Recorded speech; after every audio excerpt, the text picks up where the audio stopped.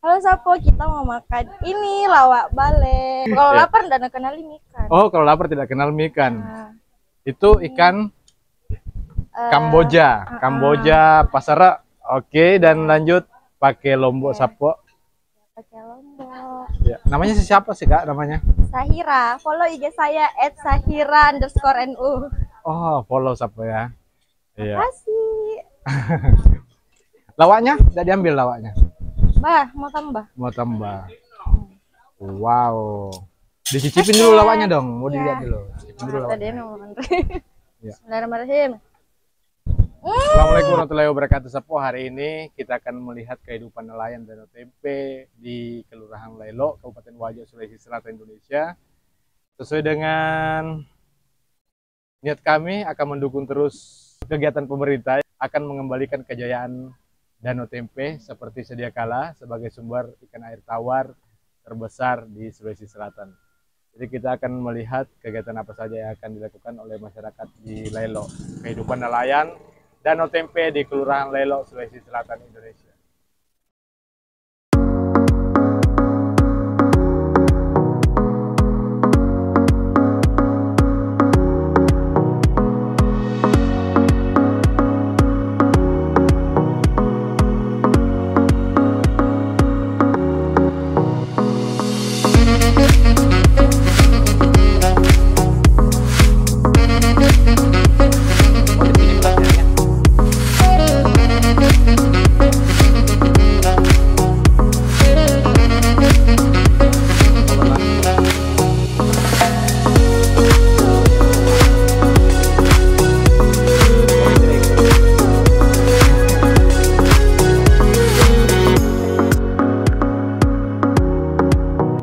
Ya, jadi Sapo, kondisi kehidupan nelayan Danau Tempe memang seperti ini ya. Harinya seperti ini ya, Sapo. Kita menuju ke rumah apung, tempat pelatihan pembuatan keramba katanya, Sapo. Itu adalah kegiatan nelayan juga. Nanti nelayan akan dilatih gimana caranya biar ikannya bisa diawetkan, dijual hidup-hidup, Sapo.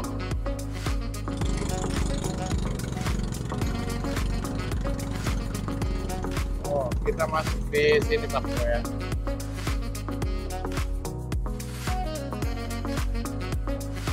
Ini di Lelo. Ternyata di sini ya.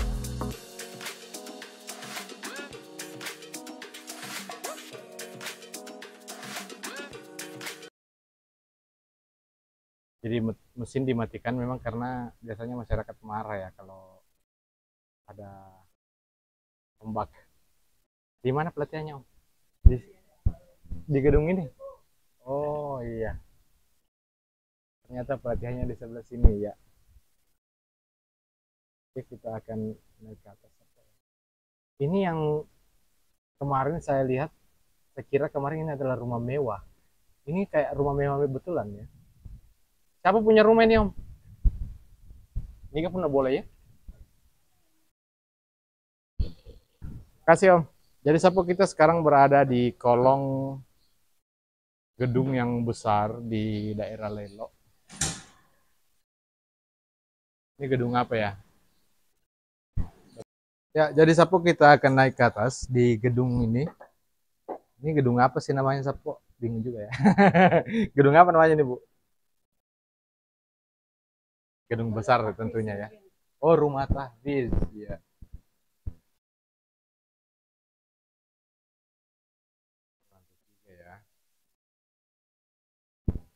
Ini ternyata dia yang punya. Yayasan Asadia Baru Orai.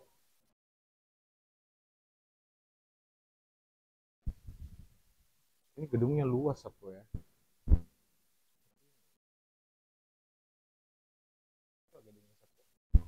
Plafonnya.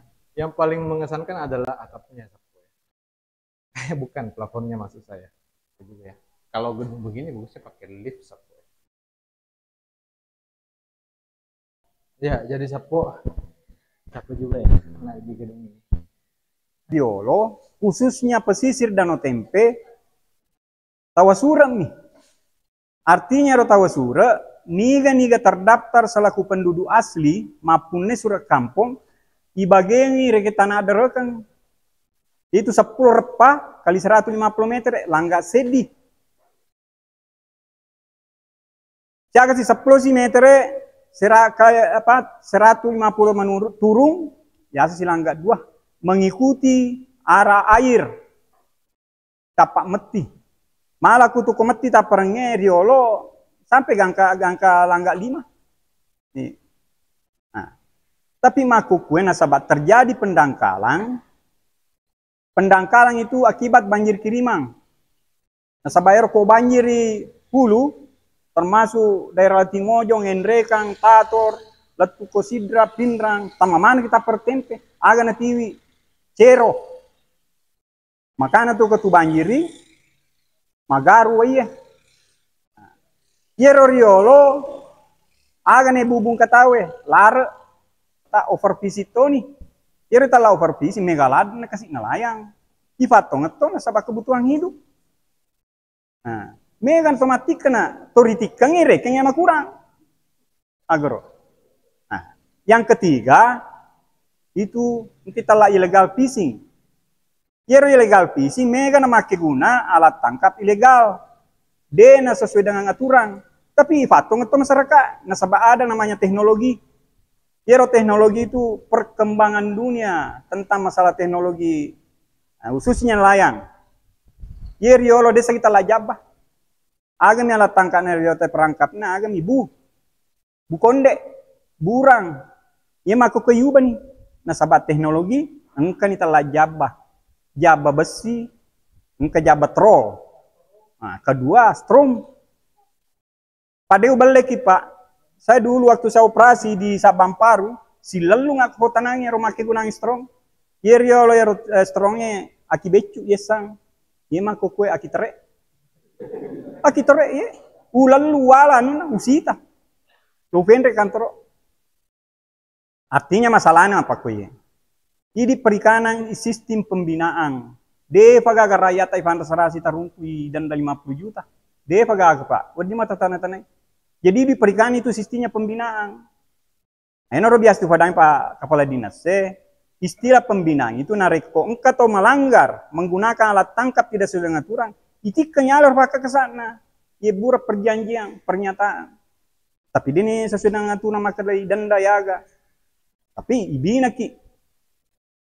Jadi suatu pernyataan yang kita bikin nareko melanggar nih mondrie karena pertimbangan. Hasil tangkapan saya beberapa hari ini melihat materi yang dibawakan adalah seolah-olah ada pertentangan antara nelayan dan petani, seperti itu. Ya. Kemarin Bapak Wahyudin sempat menyebutkan bahwa salah satu penyebab ikan di Danau Tempe berkurang adalah penggunaan racun di pesisir Danau Tempe. Seperti itu Pak kan? Ya. Makasih pertanyaannya ini sangat bagus.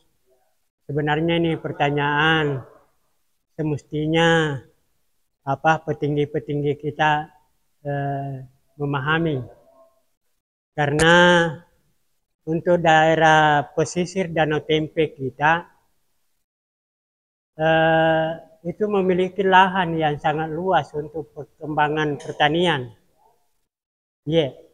Karena mulai dari Belawa sampai Sabang Paru itu cukup luas wilayahnya yang menjadi posisi Danau Tempe dan layak untuk dikembangkan pertanian. Apakah itu padi, palawija, sayuran. Persoalannya memang ada penggunaan pestisida yang berlebihan itu mengakibatkan pencemaran di air. Yang saya tahu sebagai orang akademisi, ini memang harus diwanti-wanti. Karena ada 3 bahan utama, bahan aktif di pestisida itu. Ada yang disebut fosfat, dari fosfat, ada klorat, kemudian yang ketiga ada belerangnya. Klorat dengan belerang ini gas. Jadi nareko pura tahu pakai racun yang bersumber dari klorat dan belerang. Nah karena mui mataso maka dipastikan tidak mencemari air. Karena itu pasti menguap. Iya, lutui. Ya kupurnya kena so. Yang jadi masalah, nari kota papure pakai tawena nonno bosie, nalaluangin no kuwaye, ini manji masalah. Jadi ini harus disiasati. Tapi kan yang mulai mawasi petani. Jadi ke depan ini memang harus ada muncul SOP. Ya, saya bahasa ini tingkat tinggi memang, tapi ini wajar kalau saya harus sampaikan. Ya kuat cuma paku aja terpakai cuma paku modelnya ini aku seri. Toh, nah sebab pangolono bosi ya kama pura ki madaju tapa pole bosina laluangin no ko tapar tanya bale bawa na bahayai. Toh, tanya bale bawa na bahayai. Termasuk orang yang mengkonsumsi ini air. Aja nama kada mengkonsumsi termasuk orang yang mandi lantas nekan neulina meresap ke dalam itu bahaya. Itu bahaya. Jadi ini memang ke depan kita harus wanti-wanti. Yang kedua, ada yang disebut fosfat. Fosfat ini tidak menguap, mengendap. Bedanya ini kalau ada orang menggunakan pestisida yang modelnya bahan aktifnya bahan baku dari fosfat, itu harus dulu disiram. Ya kufur ni mak buno ni tapi boleh bosiro pode no koroyawa makamai noritana dena laluangi Solo, ini aman. Karena nareko siruntu itana mapija ko tanah. Tetapi pada saat dia dimanfaatkan lantas engkau wema Solo, natiwi loka kuano ini yang bahaya. Ini yang bahaya.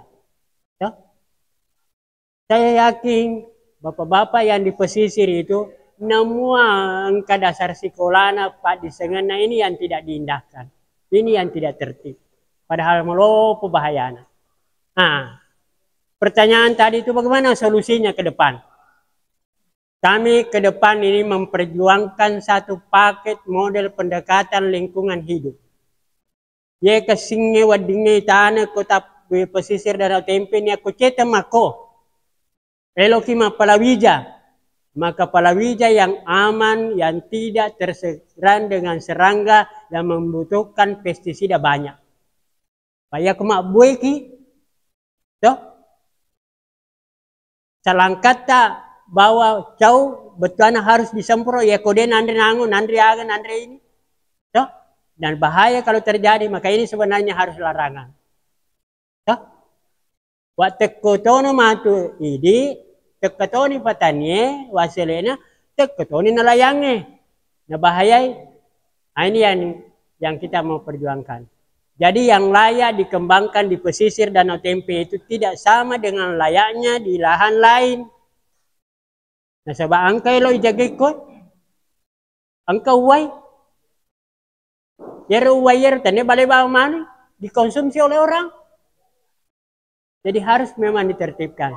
Yang terakhir yang saya mau jawab, terima kasih Dinda pertanyaannya ini.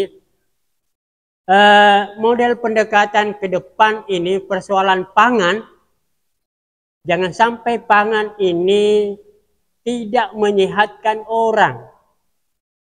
Membahayakan orang karena residu kimia. Ya panasang ni petani de alena mah pupuk nareko pupuk kimia. Salah.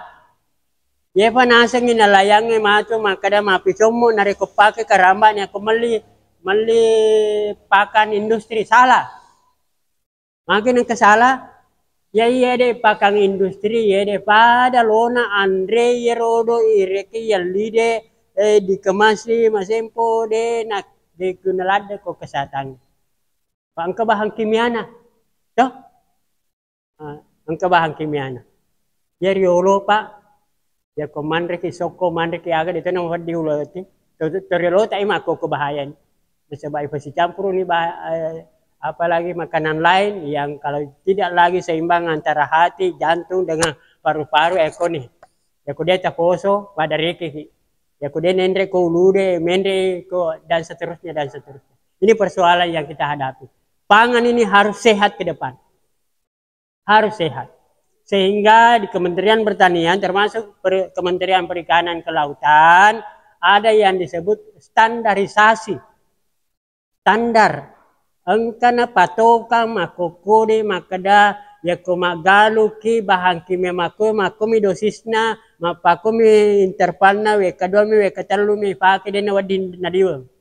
Demikian juga perikanan. Karena kalau naliwangi dosisna naliwangi mau malewaladei maka ini membahayakan kesehatan. Itu yang ke depan. Yang kedua, persoalan pangan ini Bapak Ibu persoalan ekonomi. Itu selain untuk pasihaki persoalan doi. Ya kama dena seimbang, dena seumpu, pengeluar rata, resota si bawah silailah. Pada orang pengki mega kropa sa tempe kasi naliliang ni balede tanin nalilo na bariana sabab mapakir masalahna. Jadi ke depan ini harus ada pemikiran maka dia ya roh itu na ikan pating yang sekarang ini mendominasi nageser di Balai Saloe.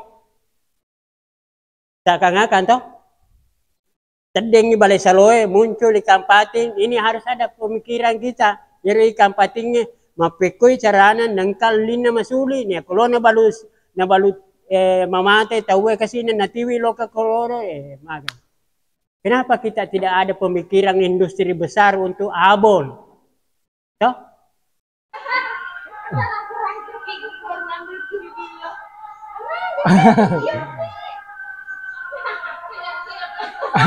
main seluncuran.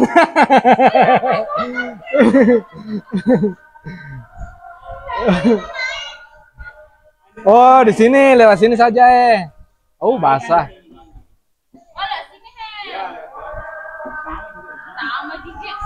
Tak lama kake?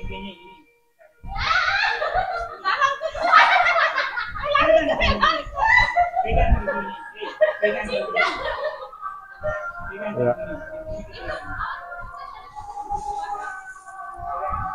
Oke.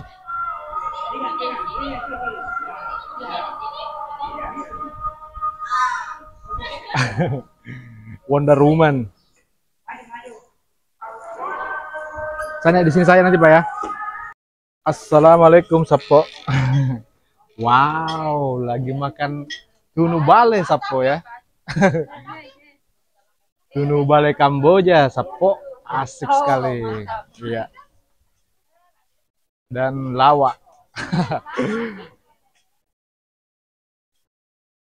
Oh, di sini ya. Oh, di sini tempatnya. Ya. Hari ini kita makan lawak Sapo. Kita naikkan dulu pencahayaan Sapo ya sedikit. Iya.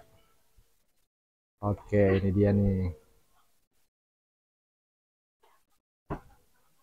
Halo Sapo, kita mau makan ini lawak bale. Kalau lapar ndak kenal ini ikan. Oh, kalau lapar tidak kenal mie ikan. Nah, Itu ikan Kamboja, Kamboja pasara. Oke, dan lanjut pakai lombok Sapo.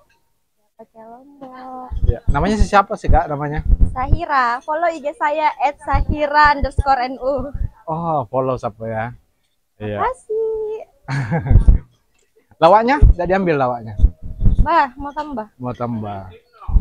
Wow. Dicicipin dulu lawaknya dong. Mau dilihat dulu. Cicipin dulu Tadi lawaknya. mau Ya. Bismillahirrahmanirrahim. Ya, jadi Sapo salah satu jenis ikan yang sangat melimpah di Danau Tempe adalah ikan patin dan sementara lanjut saja Bu, saya ngobrol sendiri. Lanjut saja. Dan sementara ini lagi diajarin masyarakat sekitaran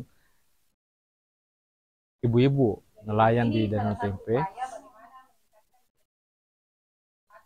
Dan nilai ekonomis untuk ikan patin Ibu memang murah untuk sekarang ini. Murah, sangat murah.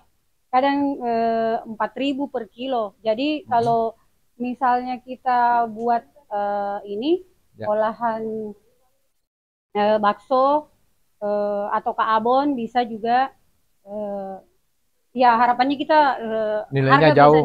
nilai ekonomisnya jauh lebih tinggi Oke. ketimbang dijual dalam bentuk segar. Oh, tapi masyarakat ibu-ibu ini belum tahu sebenarnya cara membuat atau Iya. sudah ada yang lakukan.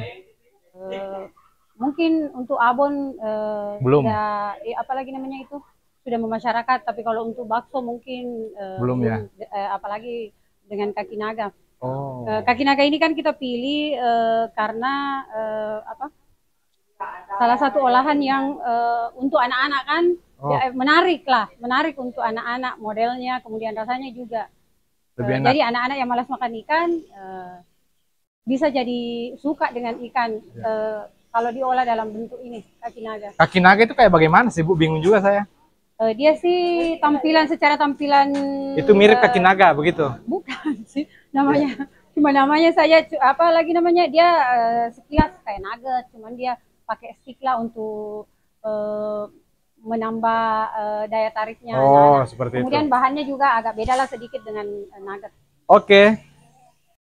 Jadi kita fillet dulu, dibersihkan, kemudian nantinya dagingnya itu dikerok, dipisahkan dari kulitnya. Oh, ini untuk pembuatan bakso. Bakso, iya. Oh, iya. Oh, itu dibilas dulu, Bu. Iya. Biar amisnya hilang ya. Iya.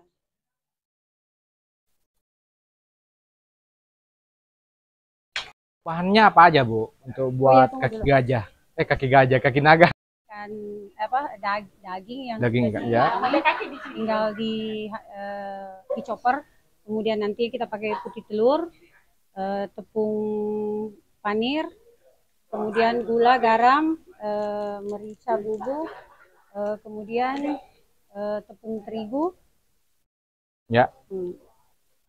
bawang putih dan bawang bombay. Oke. Jadi untuk langkah pertama kita hancurkan dulu daging ikannya, kita lumatkan. Jadi daging ikannya dihaluskan, terus Haluskan, dicampur dengan bawang. Tidak ya? Ya. Karena choppernya kecil, jadi kita Dikit-dikit gitu ya. sedikit saja. Ya.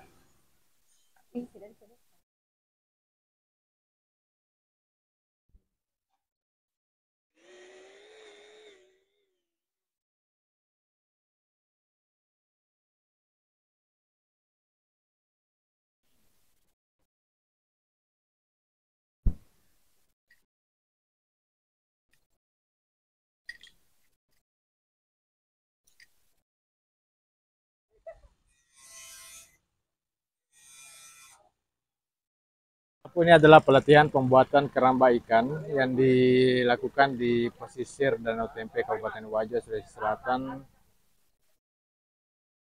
Reformar Amboase SHMAP. Latihan proyek perubahan Kampung Ramah Berdaya Petani Ikan, Keramba Ikan. Jadi kita lihat pipa peralon ini adalah salah satu bahan yang akan digunakan untuk pembuatan keramba. Saya bingung juga ini bagaimana nanti modelnya kalau di model akhirnya nanti setelah jadi. Kita jadi penasaran Sapo, modelnya itu kayak gimana sih? Nah, ini adalah kegiatan teknis kita di Dinas Perikanan, yaitu pembuatan keramba jaring apung.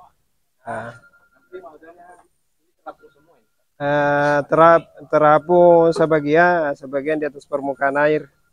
Jadi fungsinya untuk sebagai tempat penampungan atau tempat budidaya ikan. Ya. Yang selama ini dia nelayan hanya menampung ikannya dalam bentuk ikan segar, di dalam peti kemudian diberi es. Kalau ini bisa ditampung dalam keadaan hidup. Nah, dia sebagai tempat penampungan ikan hidup. Iya, ya, jelas ada nilai plusnya lah. Nah, di samping dia segar, terkadang konsumen juga yang menginginkan dia dalam bentuk hidup. Ya, jadi ini fungsinya nanti dia sebagai tempat penampungan hasil tangkapan, atau ada benih ikan yang dia beli cuma kecil, dia bisa pelihara dulu untuk sementara di sini, dia besarkan sampai ukuran tertentu, kemudian dibawa ke kolam untuk pembesaran. Benih-benih alam bisa juga kayak ikan bungo, ikan apa, bisa dipelihara untuk sementara di sini, dibesarkan, kemudian dijual. Ini kan Pak pakai pemberat kayak ini. Ada pemberatnya, nanti kita simpan di dalam, pemberatnya di dalam untuk memperbaiki bentangan jaringnya. Supaya tidak terjadi apalagi supaya tidak terjadi lipatan-lipatan, makanya harus ada pemberatnya di dalam. Biasa kita pakai jergen yang diisi pasir kemudian diisi air. Jadi pada saat kita mau angkat jaringnya, pemberatnya dulu kita angkat, kemudian angkat jaringnya untuk menghindari lipatan-lipatan di dalam air. Bisa jergen dipisahkan sebagai pemberat. Karena kalau dalam batu biasa menggelinding di dalam jaring, ikannya bisa mati kalau kena. Jadi kalau pakai jergen, jergennya kita gantung setiap sudut, kemudian kita masukkan ke dalam keramba. Nanti dia bikin bentangan sendiri di dalam keramba, sehingga ruang gerak ikan semakin luas.